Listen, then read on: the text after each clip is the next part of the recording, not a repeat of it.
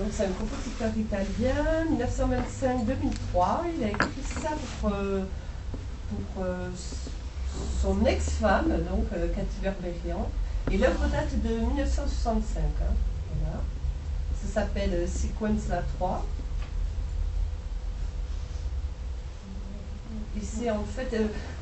ce qui serait intéressant, c'est de voir la vidéo. Parce que c'est aussi une œuvre très théâtralisée. Donc, voilà. Donc, pour le moment, on n'a que l'effet sonore.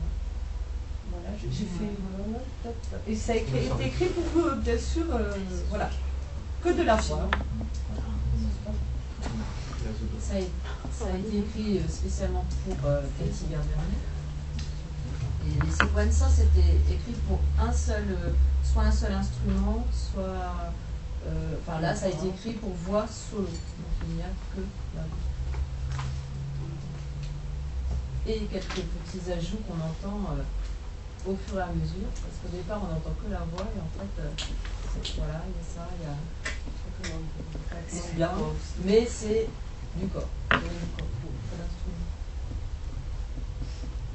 Alors l'interprète, donc, qui s'appelle Cathy Berberian, donc elle nous propose un mélange entre le chant lyrique et des onomatopées.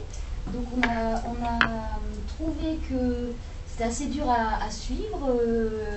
Le rythme, d'ailleurs, on n'en a pas trouvé. Hein, c'est un peu ça, on n'arrivait pas à battre la mesure. Un peu comme si on pouvait prendre dans tous les sens, comme si on pouvait commencer du milieu, revenir au début, la fin, piocher un petit peu dans le pot, enfin dans l'ensemble. Donc tout ça, on s'est dit qu'il y avait quand même une sacrée richesse de technique, d'approche. Voilà, donc ce que ça nous a évoqué, donc vraiment le côté folie, charismatique, mais aussi un peu de jeu et de libération. Voilà. Donc oui, un truc qu'on a trouvé aussi important, c'était vraiment ce côté où elle navigue entre la voix du corps et la voix de l'esprit. La voix de l'esprit. La voix de la tête. C'est joli. La voix de tête. La voix de tête.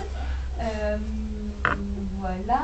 On a vu aussi des formules qui se répétaient. Voilà, donc c'est assez agréable pour celui qui écoute parce que du coup, ça crée des repères. Hein. Ouais, voilà, on a des repères sur certaines choses, comme ces claquements de langue aussi qui permettent de donner un peu la mesure.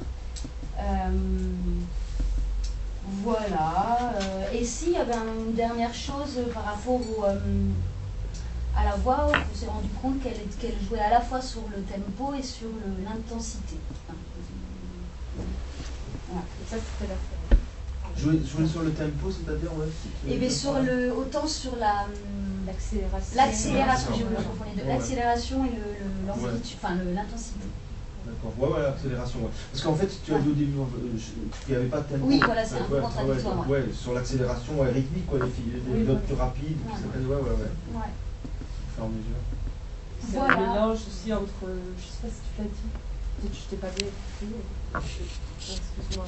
Non, c'est un mélange entre une technique de chant classique et puis de chant Ouais.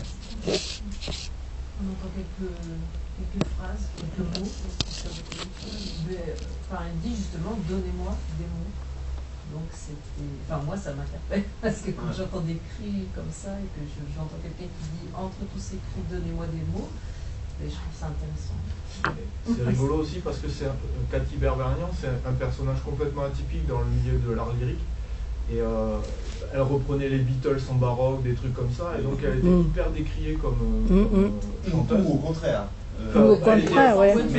Mais elle arrivait avec des grandes plumes, c'était un personnage hyper loufoque. Et pendant longtemps, on lui a rien écrit parce que voilà, les gens avaient peur de la prendre. C'est rigolo qu'elle dise donnez-moi des mots. Quoi. Oui, c'est vrai. Tu me mets là. Mais bon, en même temps, avec un mari compositeur, c'est pas hyper intéressante. J'ai oublié de leur donner le texte. Enfin, je savais pas que je l'avais dans mon livre noté. J'avais oublié que je l'avais noté comme ça. C'est un poème en fait de. Comment il s'appelle déjà? Du Suisse Marcus Cutter. Marcus Cutter, voilà. Et en fait, le poème lui-même est un poème en cut-up dans la technique, c'est-à-dire qu'on peut le lire comme ça. Give me a few words for a woman to sing through following, build a house, without worrying. worrying before night comes. Et on peut le dire dans n'importe quel sens. Vous pouvez prendre des petites propositions et le jouer dans tous les sens. D'accord. Give me, allowing us to build a house without worrying, etc. C'est tout à fait dans la Comment mouvance. ça s'appelle? Cut quoi? Cut up, cut up, cut up. Burroughs qui a fait ça premier en Amérique, mais bon, il découpait ses poèmes, il les trouvait n'importe où, il les jetait par terre pour faire un poème. Et